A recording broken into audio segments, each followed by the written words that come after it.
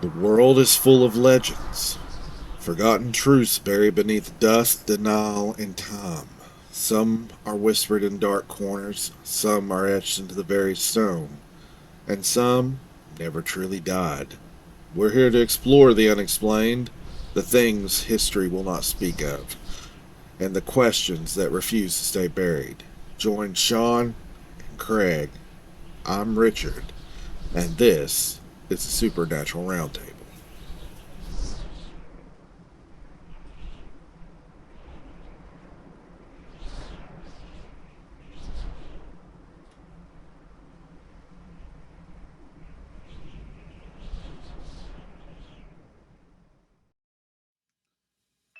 Sit back in the Cumberland Mountains of Tennessee, among the fog and the whispering winds, stands an ominous structure, a fortress of steel and stone. It is more than just a prison. Men lost hope, slipped into madness. It was built to hold the most violent, but its silence most of but in its silence, most of the inhabitants have been forgotten. A tomb of stories never told. If you are quiet, you can hear chains rattle and the cries from prisoners who never left. Welcome to the gates of hell, Brushy Mountain State Penitentiary. Yeah, it's definitely a interesting place, and the history of it goes all the way back to the beginning. I mean, in the beginning, it started out with trouble. 1896 to be exact. Yeah, that's when the what they call it, the cold mountain or something like that war. I believe it was the Coal Mountain. Something, Cold Mountain War. yeah, Yes, Coal Mountain War. Coal Creek conflict. yes. And they said, like I think 25 died during that. Yeah, the Coal Creek conflict saw armed miners rebel against state practice of leasing convicts to coal companies, and the uprising prompted Tennessee to abolish convict leasing and build the Brushy Mountain Penitentiary in remote Cumberland Mountains as a replacement labor camp. Right. And if you look back on the history of it, I mean, they said an estimated of like 10,000 convicts died there. I mean, that's a bunch over the years, and that's due to, collapses in the caves, in the coal mines. There was a lot of fights. There's a lot of bad people there, I mean, you had, what was it, the guy that assassinated Martin Luther King, James Earl Ray. Yeah. And the whole time he was in there, he claimed to be innocent, really, or claimed to be set up by the government. And it could be, I mean, look at the JFK thing, what's coming out on it. Mm.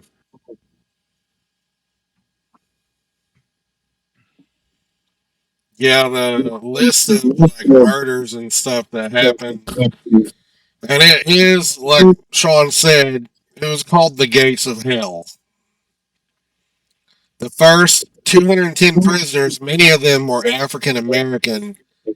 Uh, so this is technically, I guess it would still be post Reconstruction period here in the South. So, which was not a good time, and they were immediately set to work laying the railroad spur and hacking out the coal from on-site mines. Right, and the original prison, it was a wooden structure, Mm-hmm. and of course they made the convicts, um, construct stone from a quarry that was nearby, and they actually made it into the shape of a Greek cross. Yeah, I thought that was kind of interesting that it was dubbed the gates of hell, but it was in the shape of a cross. Yeah.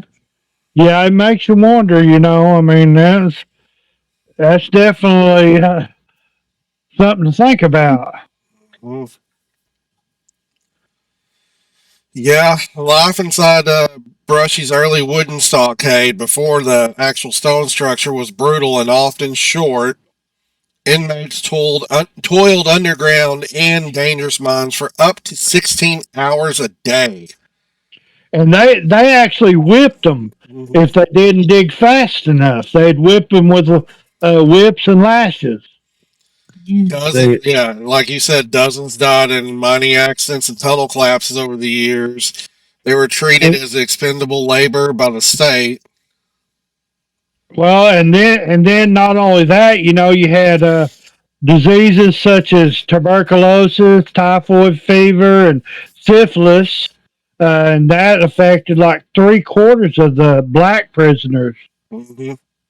they, you're talking about them working in the mines for up to 16 hours in the, what I was saying, in the uh, stone and concrete structure. The cells were designed to house two people. It has two beds, but each cell, when they when it was operating with the mine and everything, each cell had four people. Two people would be in there for 12 hours, while the other two would be working for 12 hours. Wow. So that it would be kind of like when two people were on shift for that one cell, two people would be on shift while two people rested. Then whenever they came back to the cell, the other two people went to on shift and started working. So Well, here's a good thing. It said in 1931, Brushy housed 976 men, roughly 300 over its capacity, and it was so bad it was compared to the Siberian prisons in the Soviet Union. The gulags. Yeah. That's what they said on that little video we watched. They were comparing it to that. And when it was a 4-story building, they had to later build like a caged wall because they would throw people off that fourth level. They die. I mean, it was the death drop is what they called it. Yeah. That's crazy. I don't know if it was prisoners doing it to each other. I guess some were, and then some guards, I think, were doing it too. well, Prisoners off of there. if your house was somebody for that long, there's going to be tension amongst the prisoners, and if you get mad enough, you're going to shove somebody over the edge. They eventually had to do like a caged wall so that couldn't happen anymore. But that was happening. Well, in 1957, I read something very interesting. They built a D block to hold the nastiest criminals, and it was built over the old death house, which the death house was, it was bodies of dead inmates that were kept until they were given back to the families or buried in the cemetery up on the hill. Mm. So, I mean, that's kind of spooky. Yeah. Hmm. They said their hole was really bad too when they'd put them in the hole. Yeah. I read a little bit about that. They said it was. I don't know if I got it wrote down. I had something about it, but I can't remember where it's at. I got a little bit on it. Hole was a dungeon-like solitary cell beneath the laundry where a refractory inmate languished in darkness for days or weeks at a time. Yeah, that's what it said on that. And dark. It was like darkness. They would have eye problems when they came out, and some wouldn't even get all of their vision back, depending on how long they were kept down there. Yeah, 'cause, That's I mean, we're not meant to live in total darkness anyway. no. And it said there was only a small sliver of sunlight could get into that cell anyway. Yeah. And they had some real bad mining disasters. That several convicts died in. I think there was one major one. I can't remember exactly where I wrote it down at, but I think like a 1,000 or so died during a collapse. That's crazy. Trying to actually find that collapse, but Well, it's real hard to find. I had to search pretty hard for it. I didn't see a lot. Well, I watched the one video, and it was more on the history of the place and all the stuff. But I didn't see anything about ghosts. But I can't imagine it not being haunted because of everything that happened there. There's too much history and death there. And There's several of the YouTube channels that go some of the ghost hunters that have episodes about it. But you can find it if you look under certain articles. Yeah, more of like the haunting type stuff. Yeah, I mean they say right now, people get pushed and Wow. I can imagine that though, because growled at, and I can't remember what all they said. Of course, we're going to cover more of that later on. now there was something really beautiful to me.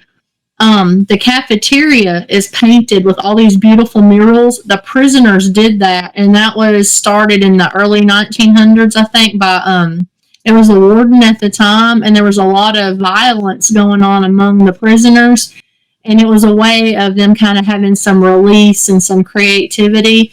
They were allowed to paint these murals, and they showed some of them on this video, and they were so beautiful. well, when you're living in hell and that's the only beauty you can get, Your outlet. yeah, that's all you got. Yeah. No doubt about it. I mean, this place was a bad place. Yeah.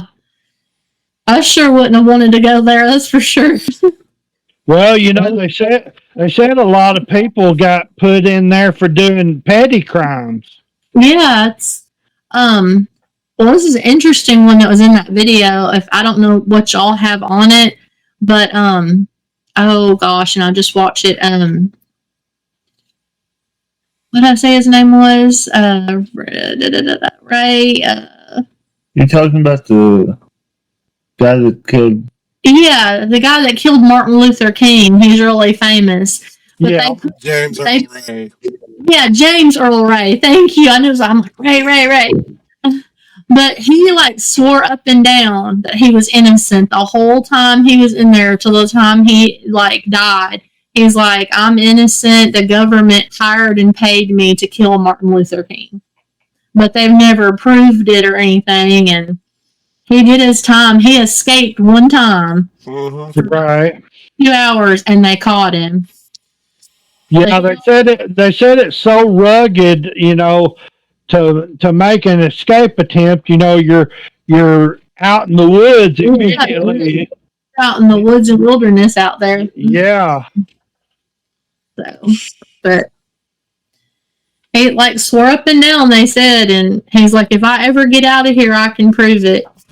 But He never did. It said Ray's most dramatic escape bid came in June 10th, 1977. And for 54 hours, he ceased being a prisoner altogether. On that summer day, James Earl Ray and 6 inmates made a 16-foot ladder out of salvage pipe and daringly scaled Brushy's northeast wall, breaching the compound entirely. The men vanished into the thick woods, triggering a massive manhunt. The FBI and U.S. Marshals descended upon Morgan County, fanned out through the mountains with helicopters and bloodhounds, hundreds of searchers, and after 58 hours on the run, Ray was found lying flat under a pile of leaves, exhausted, nearly delirious, only 3 miles from the prison walls. Well, I guess he wasn't an outdoorsman. Apparently not. Yeah. They had some famous people come through there too. But Oh yeah, there's another one. Where is it? He's called the fast food serial killer. His name is Paul Dennis Reed. Tree. Yeah, he's known as the fast food killer. He made he did some murders at, I think, McDonald's. Several. Yeah. I can't remember all the places, but it was pretty neat to read. I mean, I'll have to look him up. yeah, that might be someone to do a story on.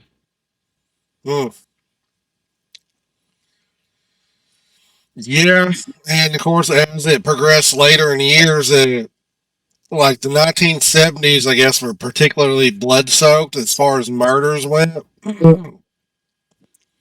The warden said they were averaging about 2 homicides per year. That's not counting attacks, stabbings, beatings, and all the other stuff.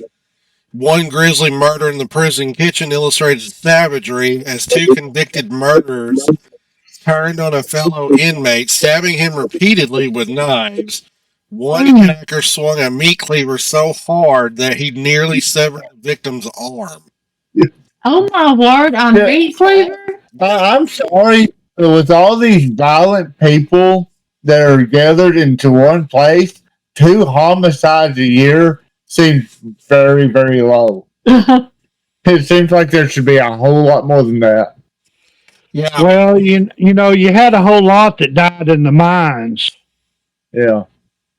How many, I mean, all right, you're thinking of it like that, but how many were stopped by guards? The beatings, the stabbings, and all that. How many people didn't die? They probably A lot should. of maimed people and a lot of injured people that, did get in fights, but it got broke up. You know, and you know, you think about in the 70s, especially, when black and whites, they didn't like each other too much in the 70s, and there was one incident happened in 76 where tensions arose and between the black and white inmates, and anyway, they some white guys, white inmates, they held the guards at knife point and took their guns, and then they found 4 black rivals and opened fire. They killed 2 of them. The other 2, they managed to survive hiding in a corner underneath some mattresses.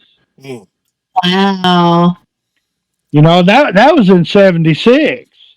Yeah. And this place stayed open till what, 2006. Yeah. 6. That's 2009. 2009. I was thinking 2009, but I didn't want to jump in and say, no, you're wrong. I thought it was 6, but it probably was. But And the ironic thing, also in the 70s, the escape plans became much more audacious. This is bordering a little more on the humorous side. I think you'll like this. James Slagle, a long-time serving inmate who was serving 318-year sentence. So yeah, he was screwed. In late 1970, Slagle hatched a plan straight out of Houdini. He decided to ship himself out of Brushy Mountain in a cardboard box. oh yeah, that was on that too. Yeah. Aware of the rule that no container large enough to hide a man could leave the prison, Slagle undertook a year-long regimen of yoga practice, teaching himself to contort his wiry frame into impossible shapes. By the end, he had trained his body to fold into 2 boxes each, only 18 by 14 by 14 inches in dimension, barely big enough for a dog, let alone an adult. Later day, Slagle squeezed himself pretzel-like into a paired crates and had fellow inmates seal him in among the outgoing packages. The boxes made it outside the prison walls, bound for a distant destination, freedom in a freight truck. But as Slagle later recounted, his escape was only nearly successful. Accounts differ on how his plot was fooled, but some say a sharp-eyed guard noticed something off. Others that the ruse worked, but Slagle was discovered before he was fully away. He was later thrown in the hole in D Block for trying to escape. My gosh. Yeah, I missed that story. I wish I would have caught that one. Yeah, it said he was kept on a starvation diet as punishment. This is where it gets a little bit darker. According to Slagle, during his weeks in the hole, he received only a full meal every 3 days.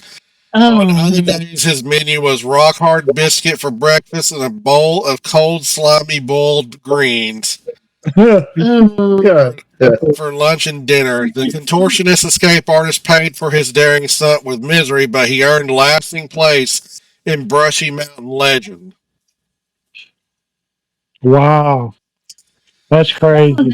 On that YouTube video that's about 26 minutes long. Yeah, that's one of the, I guess you could say it's almost a little more lighthearted, even though the end's kind of bad. But the prison itself really does have bad history. And as you said, there was in the 1980s, there was a racial powder keg element to it between the black and white inmates. There was a little calmness, when this warden, Lake Russell, took over for a little bit. Mm-hmm. There was a little bit of calm, but, I guess it was a calm before the storm. Because like I said, in 72, you had a strike. The guards, they wanted better security improvements, and Brushy was shut down for 4 years there, and then when it opened in 76, that's when they had the tensions between the black and the white inmates. Mm-hmm. It really bowled over, and looks like in 81, when James Earl Ray was stabbed 22 times, the guy that killed Martin Luther King, by a black inmate. Apparently, he survived this. And apparently in retaliation for killing Martin Luther King. And he was later whisked off to another prison for his own safety. But that really kind of ignited the tensions there.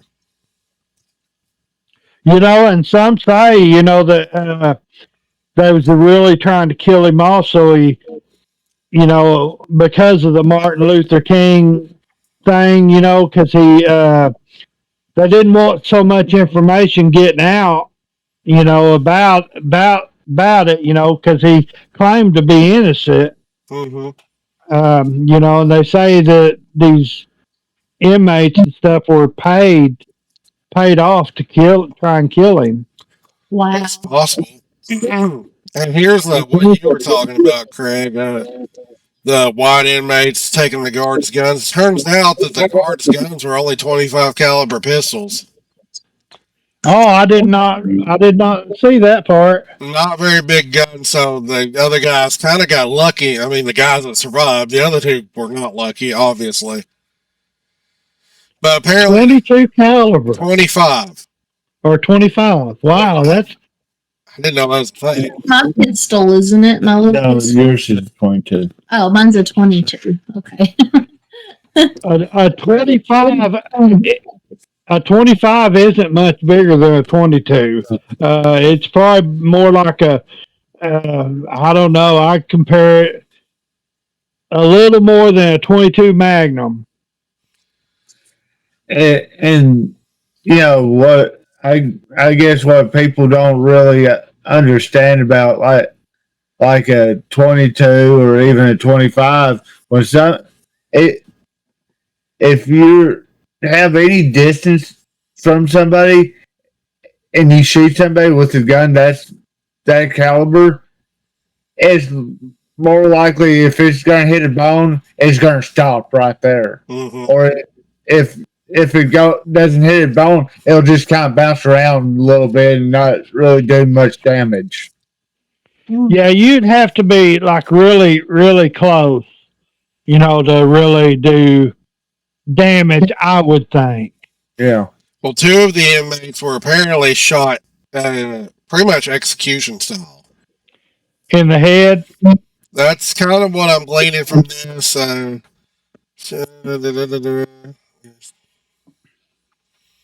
45 minutes, 13 shots fired, 2 inmates were executed, and 2 more were badly wounded. I'm guessing they got shot multiple times, surviving only, as you said, by hiding under the mattresses in the corner of their cells. And then after that, the white inmates surrendered peacefully, releasing the guards unharmed, laying down their arms once they were satisfied with their revenge. They waited for the prison medic to arrive and handed over their pistols. Yeah. It's dubbed the Brushy Mountain Massacre. Very good. I was showing her pictures of 25 caliber pistol, and they're not very big. No, they're definitely not. That's what you give Barney Fife. That was little trusty. But yeah, Brushy, it had a very bad history, that's for sure. And Altogether, from the time it opened to the time it finally shut down was 113 years. Yeah. So you can't tell me that there's not anything that haunting that place. There's probably definitely some paranormal activity going on. well, with an estimated of over 10,000 inmates killed and died there, there's got to be something.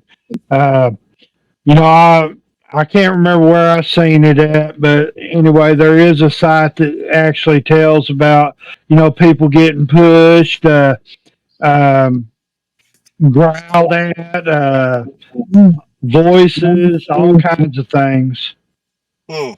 So much violence and violent ways to die in a lot of those cases, so I can see that. Yeah, there's one that, if you want to talk about violent deaths, this one guy who was an informant, he would get on the phone and, pretend to call his mother, but he's really informing the guards or whoever on prisoner activity. Well, 2 other prisoners snuck up behind him and stabbed him in the neck and the artery. Bled out on the spot. Yeah, Brushy was legendary for brutal deaths. Mm-hmm.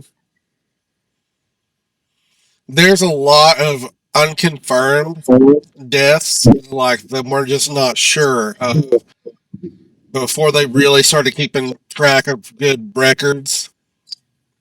Right.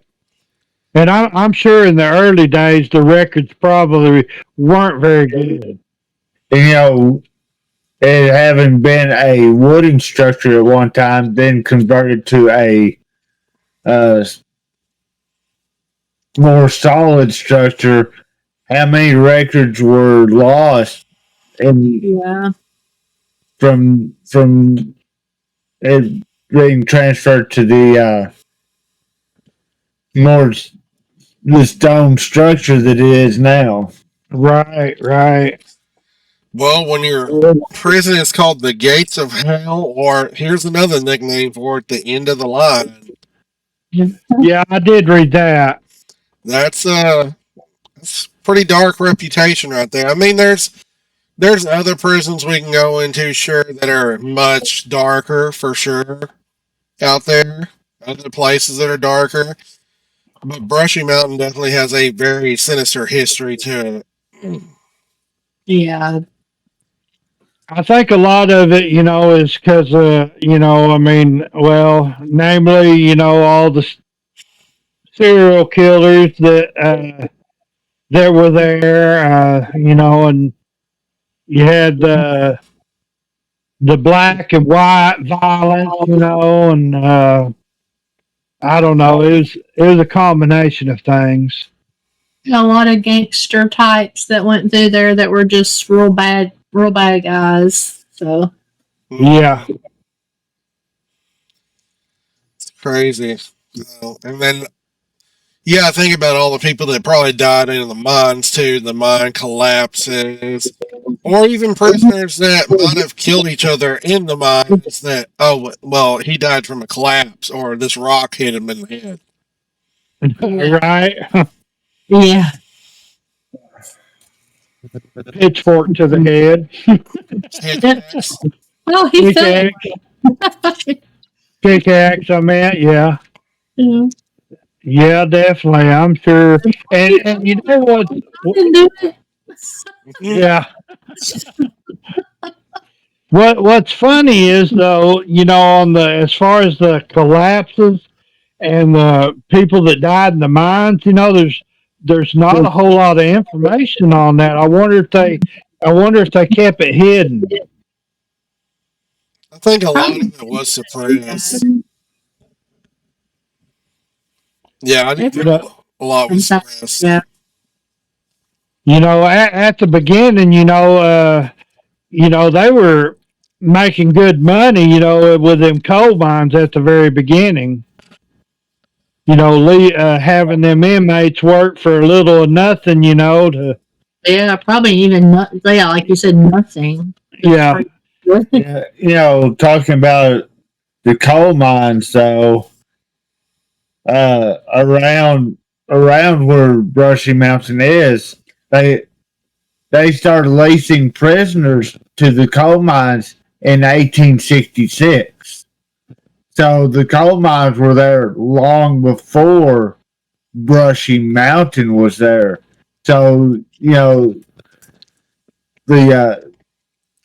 built a prison just basically to have free coal miners, and so if you go even further back, further than what even before the Brushy Mountain Prison was built, how many more people died in the coal mines before the prison was even there?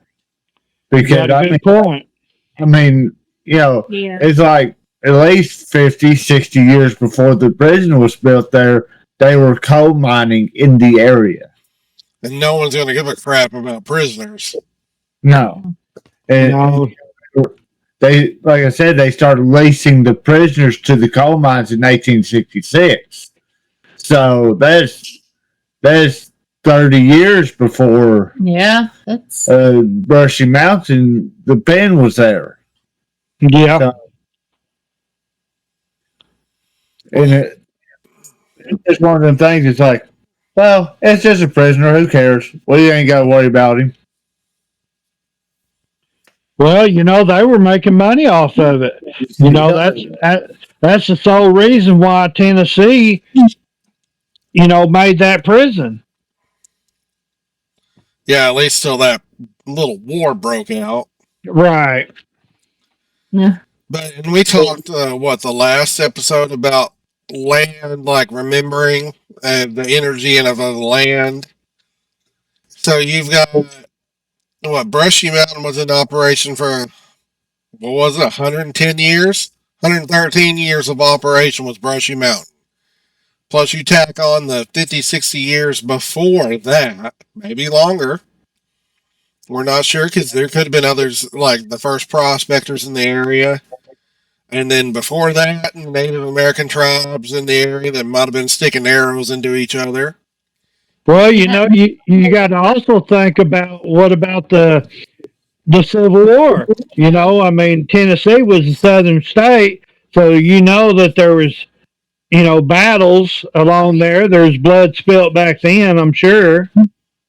Possibly. That is in the Cumberland Mountains, and of course, you hear about the famous pass, the Cumberland Pass, that goes through there. So,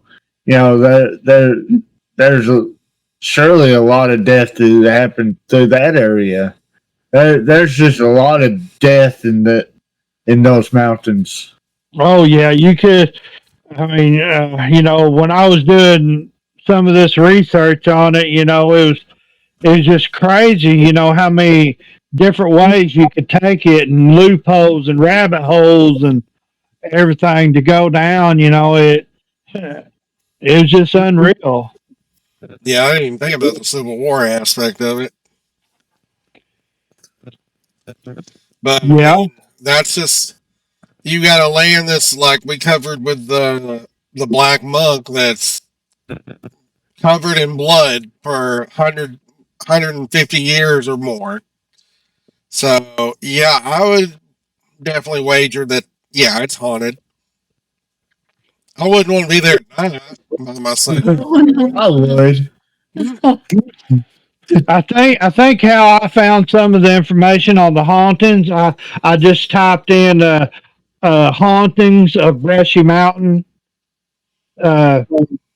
Penitentiary, and it brought up a whole bunch of stuff. There's a whole list of different things. Well, I've got a few right here. We kind of talked about the guy that was on the phone with his mom and they got stabbed. His last name was Jet. Then there's apparently some hauntings in the chapel. It's mainly those EVPs, Disembodied voices. was disembodied voices, recordings, and orbs and photographs are reported in the chapel, with some inmates claiming to have seen objects floating in the air. I'm one of these that I'm kind of iffy on orbs. I'm not saying that they're not real, but it's hard for me to get behind an orb. But yeah, because you got a lot of variables there. Dust particles, insects, depending on the time of year. The light hitting it at a certain angle at a certain time. I'm not discounting orbs either, but yeah, I'm if I see a more solid manifestation on a photograph, that's a little more believable than an orb. You know what I mean? Yeah. Then there's physical sensations. Visitors have reported being touched, shoved, scratched, and even growled at. Yeah, I know we talked about some of that. Mm-hmm. Apparitions and shadows.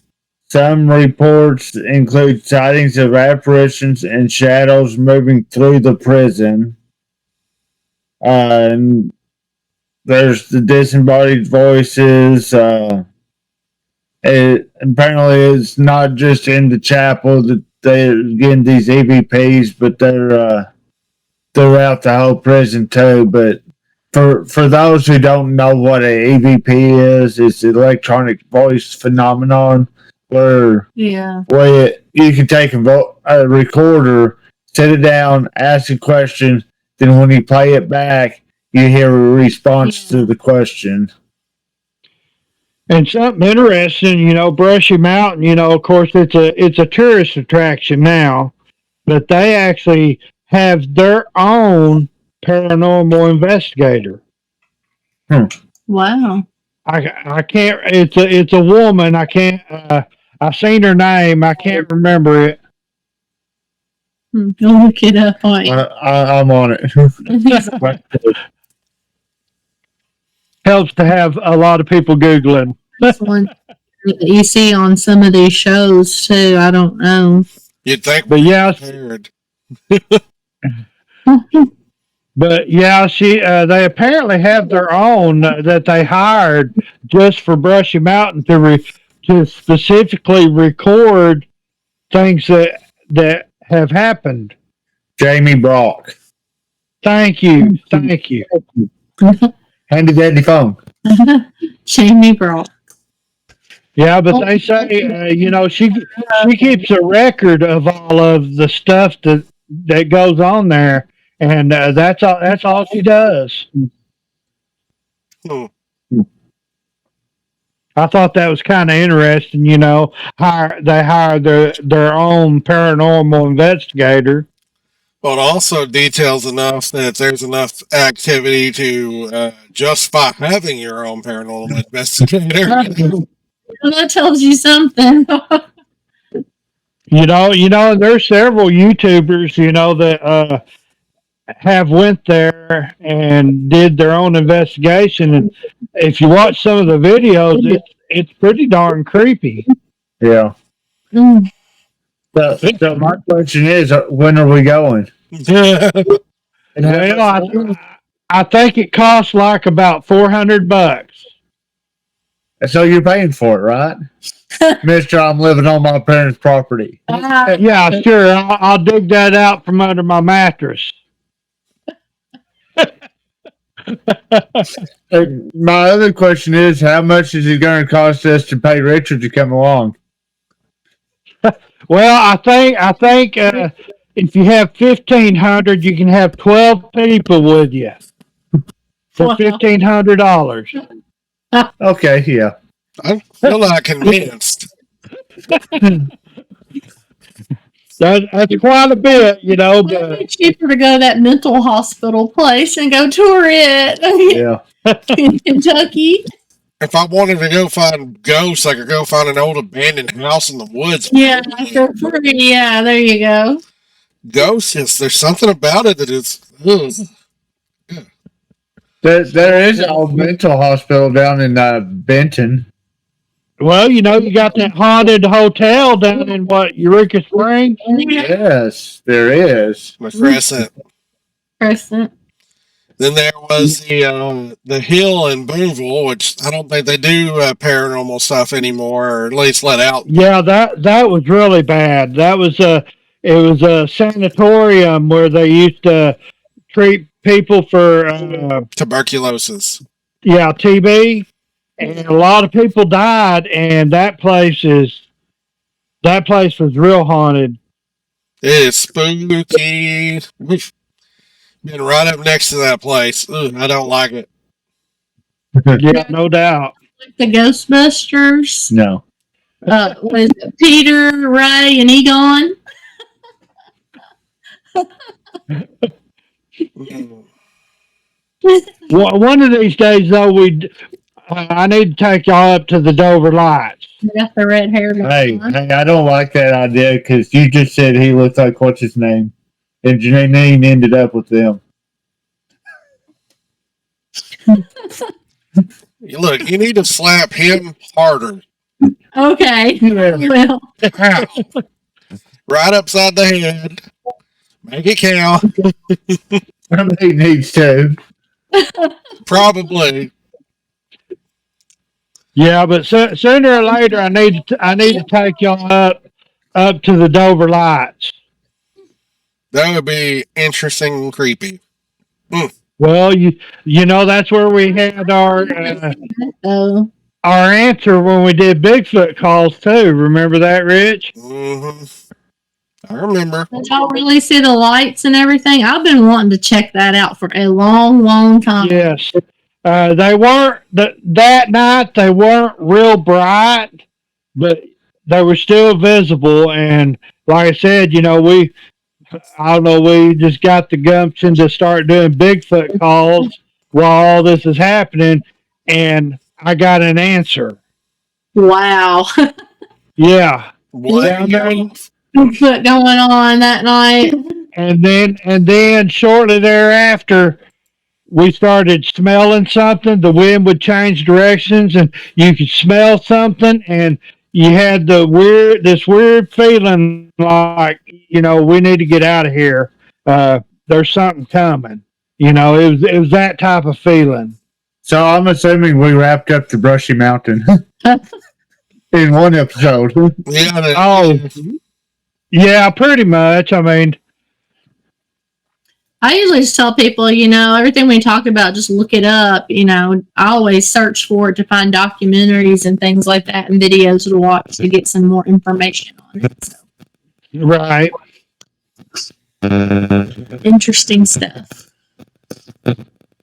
Y'all hear that little bit of static in the...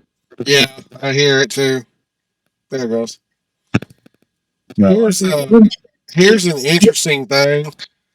And this is part of the paranormal stuff back to Brushy Mountain. They say if you leave a lit cigarette on the bars of James Ray's cell, you'll actually see something take a puff of it. Oh, wow. That's cool. That'd be cool, but that'd be kind of scary. Yeah. Yeah, that's one of them. The cigarette glows and curls the ember on the cue when asked. In one video, it says in one video the investigator calls out to the empty cell, inviting James to have a smoke. The cigarette glows and curls with ember on cue. And then he caught a thick... Buddy, I'm going to go over here now. Then he caught a thick exhale of smoke coming out from his camera. Oh, wow. That would be crazy. What? That would freak me out. I'm trying to figure out what that static is. I think every time it does it over here where Sean's is, it kind of blinks.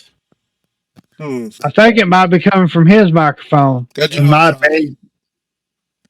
be because I've got my mic where I've got one where I'm talking with y'all, and I've got one that's connected to my Chromebook that's connected to Podbean Live, and I've got my speakers set up so it can record both of them. Gotcha. So, we had somebody come in for a moment, but they left. And this also says if you go into the hole, a lot of people report an immediate sense of dread and disorientation upon entering the hole. Even hardened ghost hunters have become nauseated and panicky after a short time in the cell. He almost said they become naughty. That's it, probably. Hey, that's interesting, boy. That'd be something to go and see it, but I don't know if I'd want to pay $400. Mm-hmm. Yeah. Seems like they're making some money off of that. I would pay $400 if I was guaranteed to see something. Mm-hmm. But you're not guaranteed to see anything doing this stuff. Yeah. Yeah, it could be a quiet night. Yeah. I moved my mic over. Did that help with the static stuff any? No, it's still there. It just started like the last couple minutes. So. Yeah, it just started doing it. No telling. No. Anyway. Well, we got 11 minutes. Do you want to tell them what the next episode is, Sean? I guess I could. So it's kind of a conspiracy theory thing, which it's one of them that I'm really I get passionate about because I'm crazy like that. But it's actually over Hitler. And did he die or in his bunker from a self-inflicted gunshot wound, or did he escape to Argentina? So it's something that, that there's rumors that he escaped. So He's watched that Finding Hitler TV show episodes. It's kind of some interesting stuff. I mean, there's a lot of evidence pointing that direction. So, yeah, wasn't it? Some people believe that the Russians were trying to hide it. yeah, that a little teaser on it. You know, the Russians and the Germans were kind of aligned together, and the Russians, when after Hitler killed himself or supposedly killed himself, and the bunker was burned or whatever, the Russians went in and claimed that they recovered the body. Yeah. And everybody took them at face value because they would never show anybody the body. Yeah. Why would they show the body? Yeah, because they're the ones that took Berlin. We didn't. Yeah. So that's very true. Huh. So why well, that'll be it. So yeah. That's going to be an interesting episode. I wish I could join in on that one too, because I'm actually interested. But I'll probably be at church Wednesday though with Amanda, so I'll probably be missing that one. But there'll be other ones. So. But yeah, I'm kind of excited about this one. You know, it's probably one of my top interesting things to discuss. And Richard, you be thinking of the episode after. I guess it is my turn already. Holy hell! It will be, yeah, after the Hitler episode. Okay. But be thinking of a good one. I usually do. Thank you. I thought the Black Monk wasn't a bad one. Yeah, no, that was pretty good. I'd say pretty good at picking because look at the Atlantis episode. It's like the most viewed. No, the Dead Live is the most viewed. Is it? Then we all agreed on the Outlaw Pass, so yeah, but you thought that was a good one. Yeah, we'll find something. So. Yeah. Anyway, Sean, you want to head us out? Alrighty, well, since Crystal has made me mess this up every time since she messed it up. You know, anybody that wants to get a hold of us, you can find us or email us at paranormaladventures2@gmail.com or look up Paranormal Adventures with Sean and Crystal on Facebook. Then we've got the YouTube. I'll let y'all throw out the YouTube and the other stuff. Well, it's technically Paranormal Adventures presents the Supernatural Roundtable, or otherwise known as the Supernatural Roundtable. Then you also have the Archie Squatchers, which I guess we're all a part of, aren't we? Pretty close to. Yeah. So that's how you find us. Then, Craig, I think you started something up too, so. Yeah, like and share, and we need subscribers, help us out, help us grow. You also started an X account, didn't you? Oh, yes, I did. I forgot about that. I've been trying to hit that. What? Twitter. He's on. Used to be Twitter. It used to be Twitter. It's not Twitter anymore. It's X. Oh. I'm just on Facebook. So. I had went to Facebook, and that's Instagram. But my X account, it's called Paranormal Talk. Well, there you go. I hear it. Not every mystery wants to be solved. Some just want to be remembered. Some are still unfolding even now. Thanks for joining us at this episode of the Supernatural Roundtable. Until next time, keep your eyes open, because what's buried beneath doesn't always stay that way.